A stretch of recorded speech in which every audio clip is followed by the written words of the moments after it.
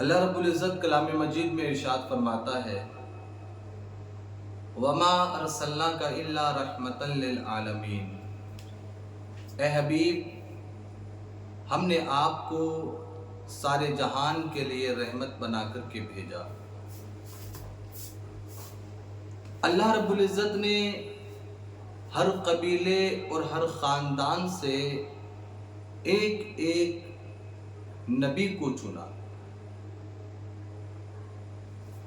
ہر قبیلے اور ہر خاندان سے ایک ایک نبی کو چننے کے بعد اب باری آئی اس بات کی کہ جو چنے ہوئے ہیں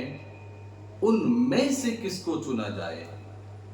تو میرے رب کی نظر انتخاب میں جو نام آیا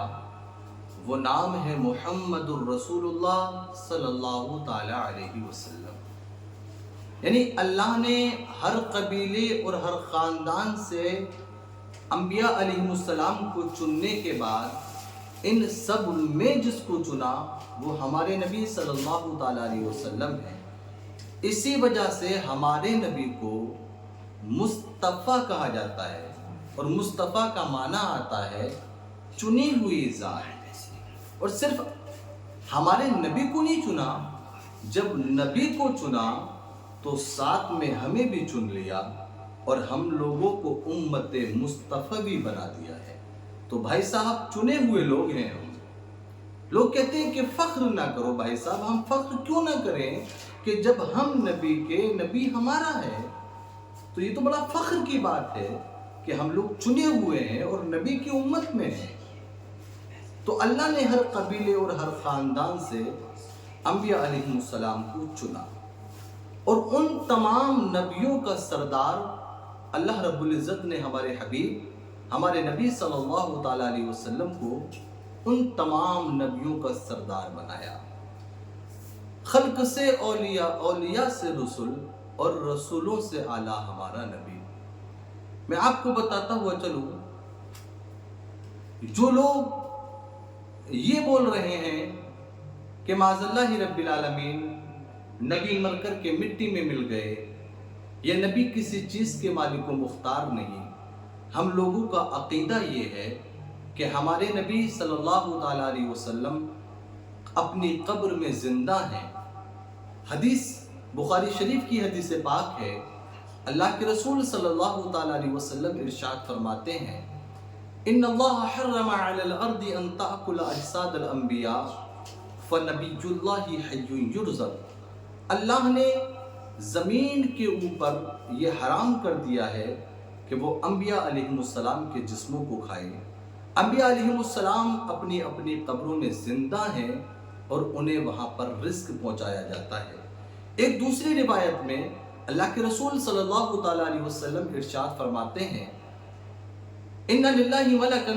اعطاہ مع الخلائق وهو قائم على قبره ما من احد يسلم علی الا بلغنی او کما قال علیہ السلام۔ اللہ کا ایک برکت والا فرشتہ ہے، اور اس فرشتے کا کام یہ ہے کہ روئے زمین پر جو انسان اللہ کے رسول صلی اللہ تعالی علیہ وسلم کے اوپر درود پاک پڑھتا ہے، اللہ کے رسول صلی اللہ تعالی علیہ وسلم کے اوپر درود پاک جو انسان پڑھتا ہے، اللہ کا ایک برکت والا فرشتہ ہے،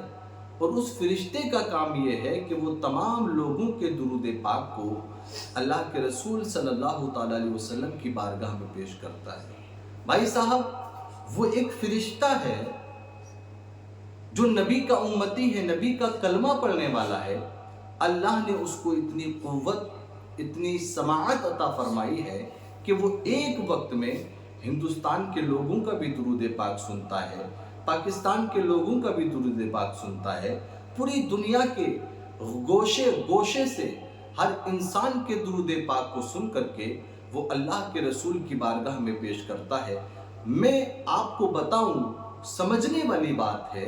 کہ اللہ نے جب ایک فرشتے کو اتنی طاقت عطا فرمائی ہے کہ وہ ایک وقت میں تمام لوگوں کے درود پاک کو سن کر کے اللہ کے رسول کی بارگاہ میں پیش کرتا ہے، تو بھائی صاحب جب ایک فرشتے کا یہ عالم ہے تو پھر نبی مختار کا عالم کیا ہوگا، نبی الانبیاء کا عالم کیا ہوگا، اماموں کے سردار کا عالم کیا ہوگا، اس افسر کا کیا عالم ہوگا جو مدینہ شریف میں قبر کے اندر جلوہ افروز ہے۔ اسی کو اعلیٰ حضرت نے کہا کہ ہم یہاں سے پکاریں وہاں وہ سنیں، مصطفیٰ کی سماعت پہ لاکھوں سلام۔